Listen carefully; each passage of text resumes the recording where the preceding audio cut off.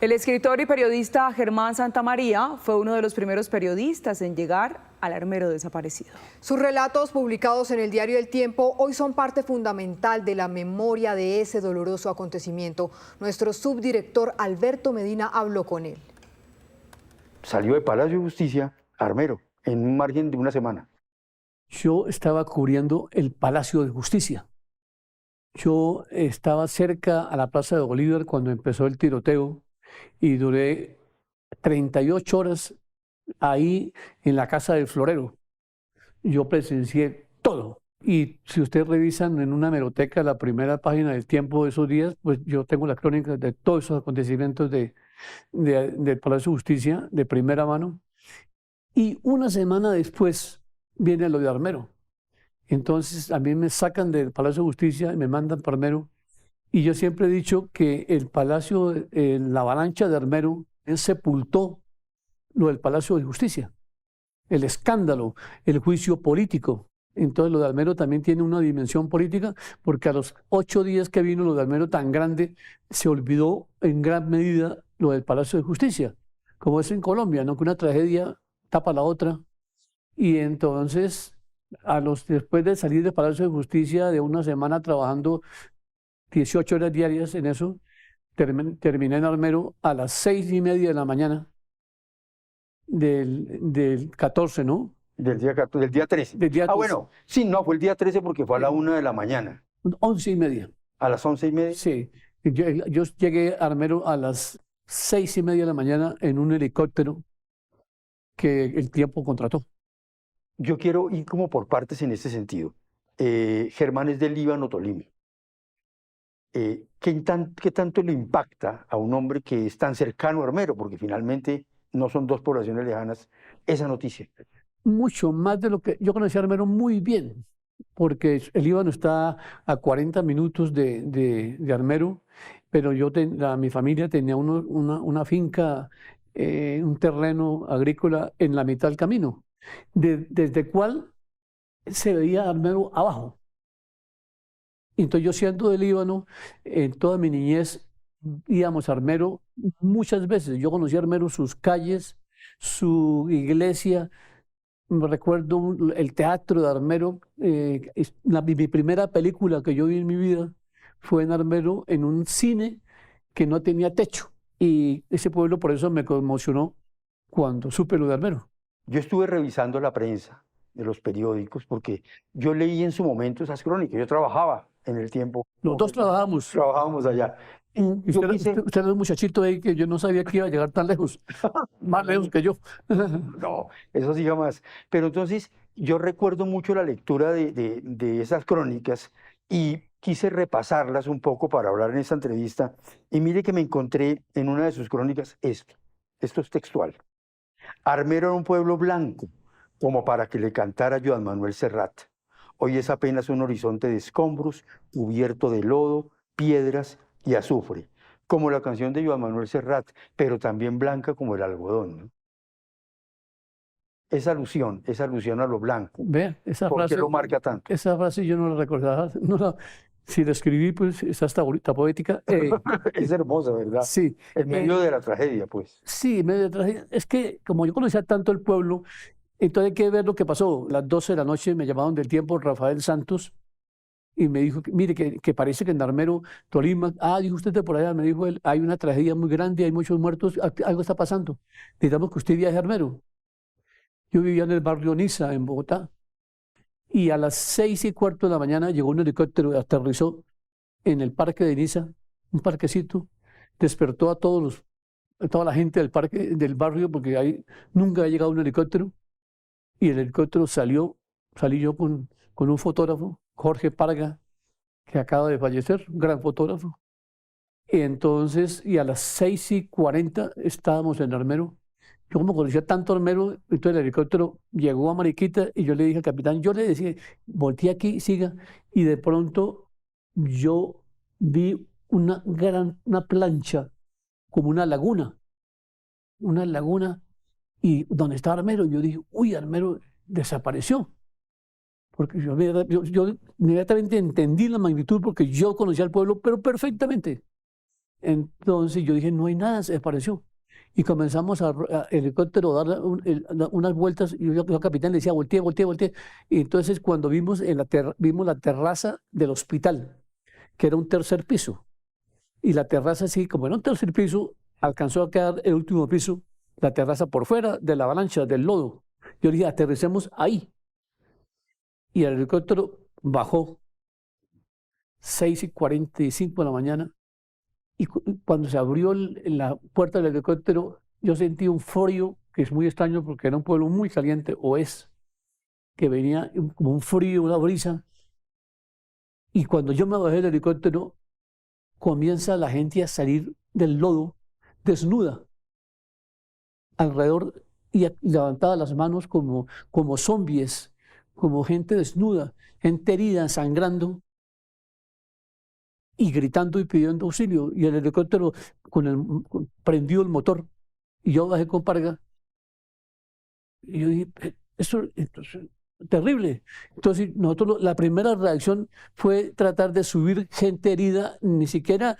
Yo perdí la dimensión del periodismo y de que no ibas a preguntarles a ellos pues qué les pasó ni qué pasó aquí, sino que comenzamos a subir gente al helicóptero, al aparato, como 4 o 5 personas o 6 personas heridas. Que tenían la posibilidad ustedes de rescatar. Es que salían del lodo, como los muertos resucitando, como zombies desnudos y sangrantes y gritando.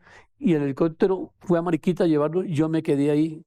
Y ahí empezó todo durante 4 días que estuve, y casi un año yendo a Armero, y ahí empezó Mire todo. que hay una frasecita que yo anoté por acá, ahora que hablaba de Armero, ya no existe, que fue esa primera imagen. Sí. Mire lo que escribió, para que se acuerde.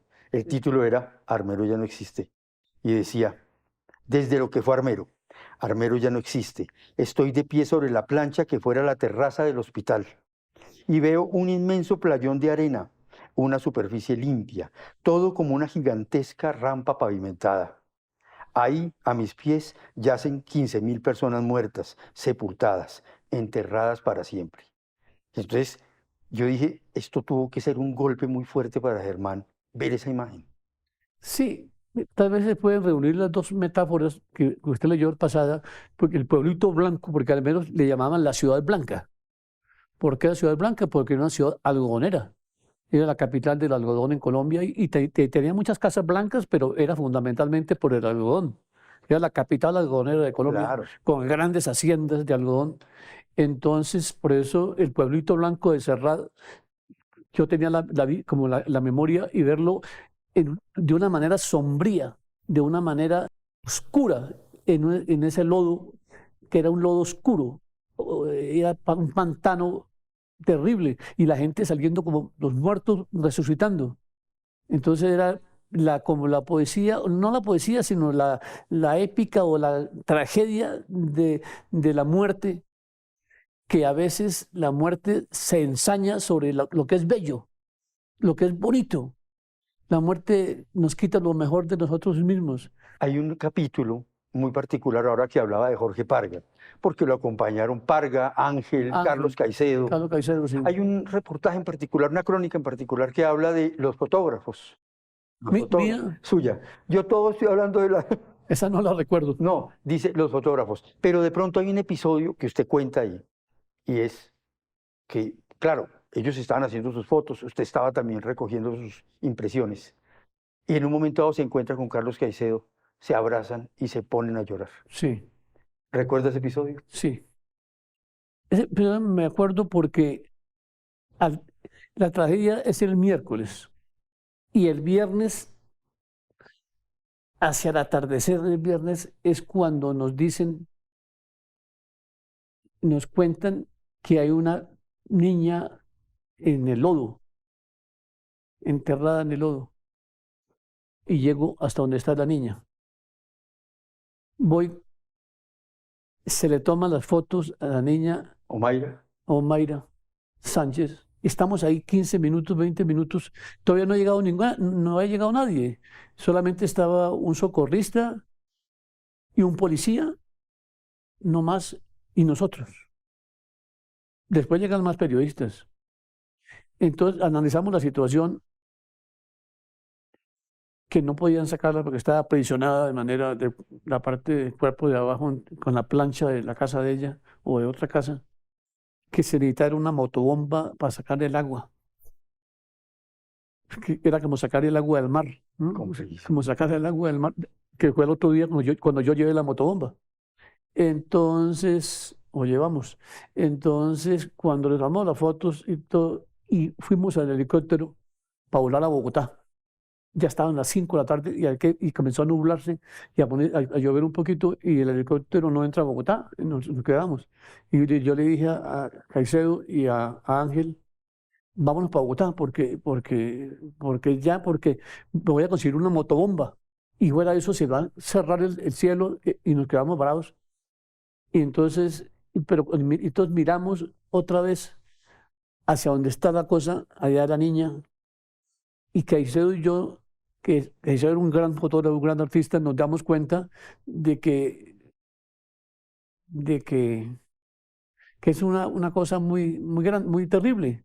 Y empezamos a llorar por primera vez, porque la llorada más grande fue el sábado cuando ella muere, que es que la gente no ha entendido o no recuerda que ella estuvo prisionera desde el miércoles por la noche hasta el sábado. Miércoles, jueves, viernes y muere el sábado a las 10 de la mañana. No, yo como periodista siempre he dicho que yo vi morir a mucha gente. Y vi en Beirut, en las Malvinas, estuve en el Caquetá, en el Putumayo, en el terremoto del Perú, de México, que yo cubrí todo eso. Pero yo nunca vi morir a alguien como tan valientemente, con valor, con una dignidad y cantando. Porque cantó hasta unas 6 horas antes de morir. Es quizá el recuerdo más fuerte que tiene de todo su cubrimiento, de todas las historias que... Ah, sí, claro, de lejos, de lejos. Dije una frase que yo después de eso me sentía más viejo, pero más sabio. Yo más viejo, pero yo envejecí 10 años, pero aquí dice sabiduría de 30 años, porque me di cuenta que la vida y las vanidades y las cosas que no es mucho, porque fue muy duro, muy duro. Hay un fragmento que yo quisiera leer acá de Omaira, que escribió Germán. Desde los escombros de Armero, la niña Omaira Sánchez, de 12 años, agoniza en estos momentos con medio cuerpo por fuera del lodazal. Esto está bajo un título que dice, por favor, hay que salvar a Omaira, cuando estaban en este proceso de la motobomba. Sí. Dice después, está aprisionada de la cintura para abajo por rocas y ladrillo y dice que pisa el cadáver de su tía y tal vez el de su padre. ¿Por qué lo leo? Para aludir a otro fragmento de ese mismo, que es una afirmación comillada de la niña que lo sacude a uno mucho. Dice, voy a perder el año porque ayer y hoy fallé a la escuela. Eso muestra unas ansias de vivir impresionantes de Omaira en medio de esa tragedia, hermano. Eso de que voy a perder el año porque mañana tengo examen de matemática, me lo dijo el viernes por la mañana, que fue el viernes por la tarde que la descubrimos. Y cantó una canción sin que se la pidiéramos nosotros. Nosotros la tratamos con un respeto muy grande. Pero cuando yo volví el sábado con la historia que la niña había muerto, pues ya en el tiempo habían llamado desde Tokio, Berlín, Cape Town, Johannesburgo, de todo el mundo entero estaba conectado con esa historia. Claro, Sí. Está con esa historia y pendientes de la niña. ¿Qué ha pasado con ella? Bueno, Germán, yo quisiera terminar esta entrevista con yo diría que es la crónica, que es como el epílogo, pero es como también la reflexión del periodista que vivió. Usted ha hablado ahorita de cómo esas historias, esa historia en particular de Armero, lo que pasó allá, lo hizo más sabio. Y yo quisiera... Y más viejo. Y más viejo, bueno, también. Hay una crónica que se llama Horror. Y escribió Germán. Yo creí que conocía el horror. Pensaba que bastaba con ver parir una mujer bajo un bombardeo en Beirut, o 5 niños aplastados en Popayán, o una mujer sollozando frente a los cadáveres de sus 7 hijos durante el terremoto en México. Pero no, el horror lo conocimos en Armero, Tolima.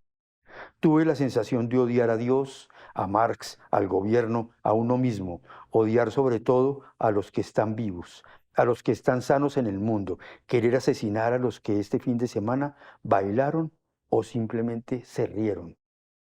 Esa es para mí la crónica, el epílogo de un trabajo también Sí, que conmovió a Germán, que sacudió su vida para siempre. sí. Es decir, vuelvo a decir, no, yo vi morir mucha gente en mi vida, sin ser médico, sin ser cirujano, que un cirujano, un médico ve morir gente.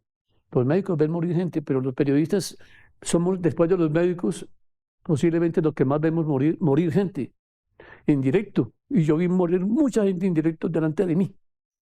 En Popayán, en México, en Perú, en Beirut, toda esa cosa. Pero en Armero, pero yo vi a ella morir, la vi morir en directo. Y quiero contar algo tremendo. Llegamos a las 6 de la mañana otra vez con la motobomba y comienzan a tratar de sacar el agua. Los socorristas, ya habían más socorristas y policías y todo. Y comienzan a tratar de sacar el agua para sacarla de ella. Y se dan cuenta que el agua, sacaban como un tancado de agua y entraban 20. Porque eso era un playón, un tremedal, que se dice un tremedal de agua, un pantano de kilómetros. Eso era absurdo. Y ella estaba aprisionada con una plancha de aquí para abajo. Entonces, como a las 9 de la mañana, la niña que me entró en crisis como cardíaca, algo así, había un médico ahí. Entonces llegan y me dicen a mí, Germán, decida usted, ¿qué hacemos con ella?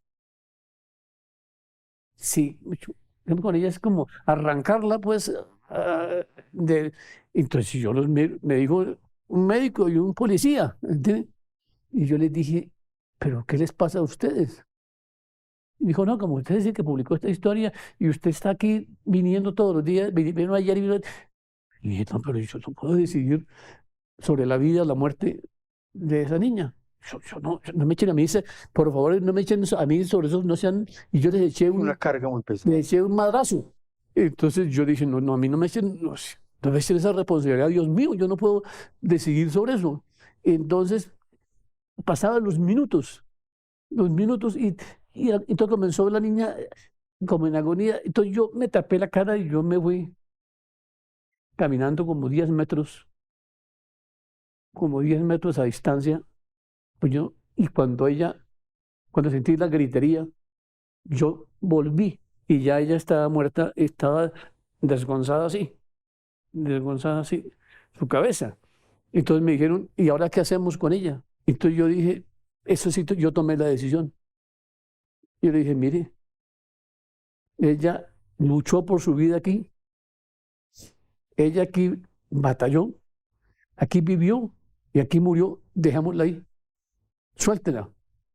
Y todos la soltaron y la niña se hundió y se hizo un remolino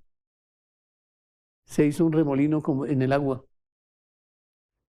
un remolino, como una burbuja, así. Ella se hundió. Entonces, ahí fue realmente cuando yo caminé y me encontré por segunda vez a Carlos Caicedo, que estaba ahí, y yo lo abracé y nos pusimos a llorar infinitamente. A llorar.